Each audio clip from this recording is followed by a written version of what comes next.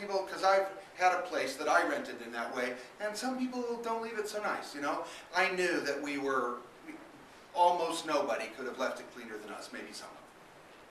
So I'm really disturbed, and then I think, well, you know, on the other hand, maybe Me Talk Silly is one of those people even cleaner than me, and for her, maybe some little dust bunny or something, for her was a big mess that she had to clean up. I don't know.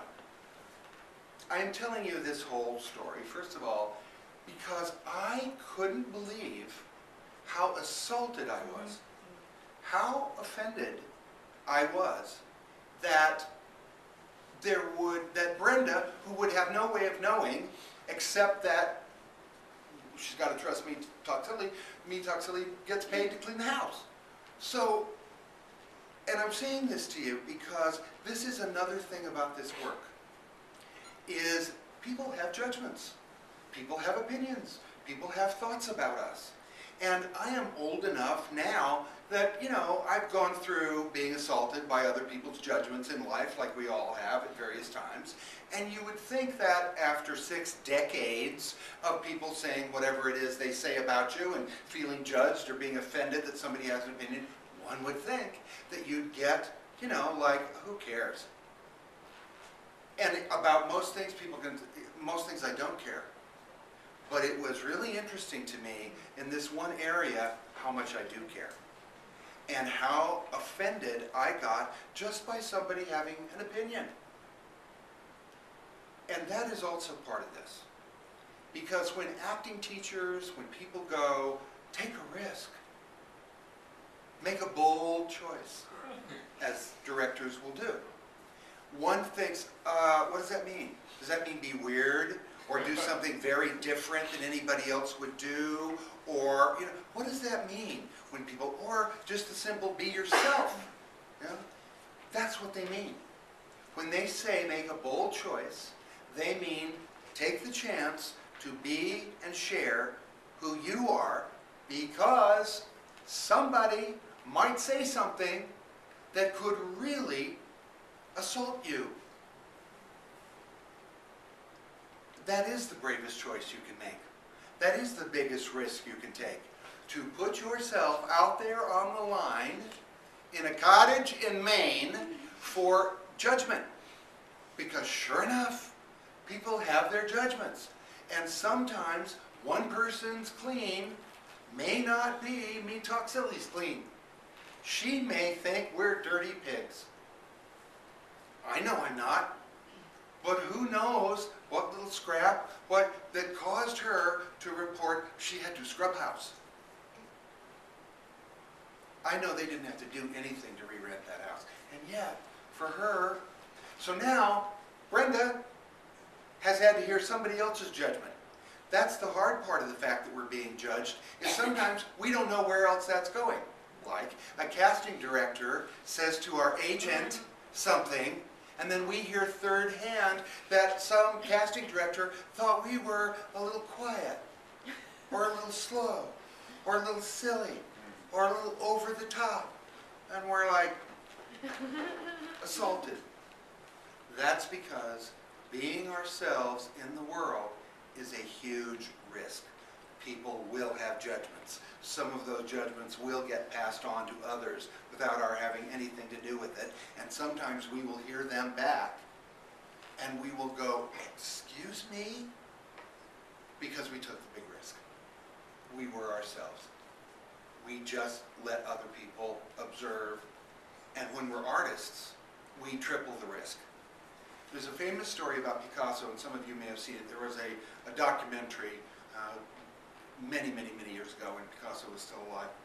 And a great deal of it was in Spanish, and it was illustrated with all of these moving things where he painted on glass. And it was very clever. This documentarian had shot through the glass so that you could actually feel like you were the canvas that Picasso was painting on. And, you know, Picasso was a pretty good artist.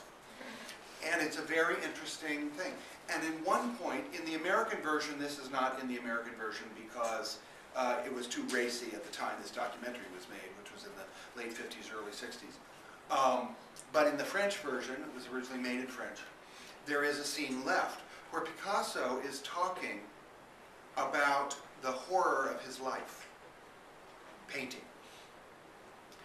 And it so frightened him to paint, to put things on a canvas that would be judged, that he had a recurring nightmare. Some of you may have seen the French version of this movie and know this. He had a recurring nightmare. Now, by the time Picasso was 35, it was pretty world-renowned that he was good. He didn't really have to deal with doubt. And yet, of course, he was an artist. So he kept dealing with it to his 80s when he finally died. He kept dealing with the fact that somebody might not like his work. Even though people were paying millions of dollars by the time he died for his work, he still had his doubts, and he had a recurring dream. This is why it was cut out of the movie, because it's very graphic. Every morning, he would get up to paint at 5. He liked to get up as the sun was coming up and begin painting at 5.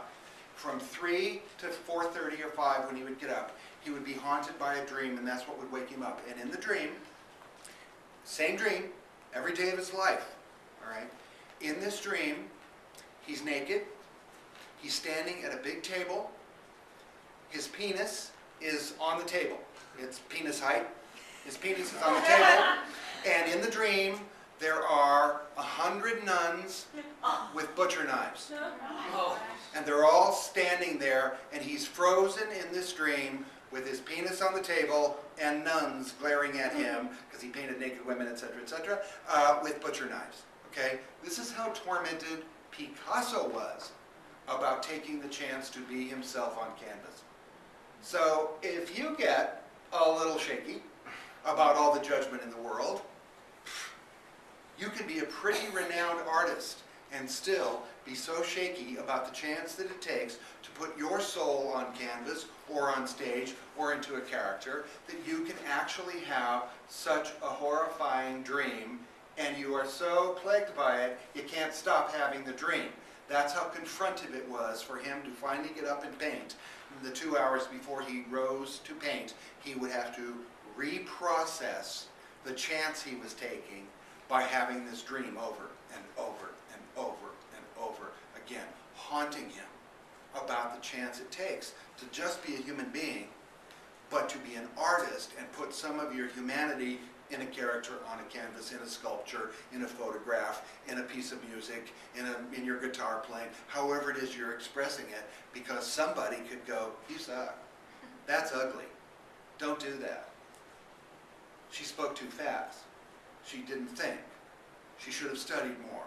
Why didn't she rehearse? She's ugly."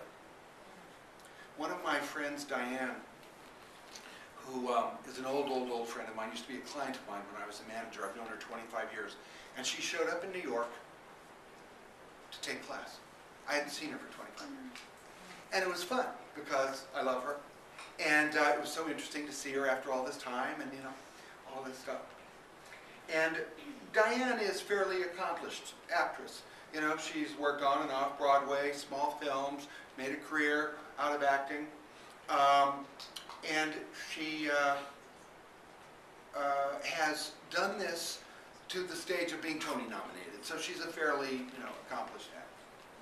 So she goes for an audition in New York. And she comes on the stage, and the casting director, who she's auditioned in front of now for years, says, "Oh, Diane, nice to see you. Sorry, not using uglies for this part." That's the chance we're taking. Somebody felt that they could sit in the 10th row of a darkened theater and say to a human being, "Sorry, not seeing uglies for this role."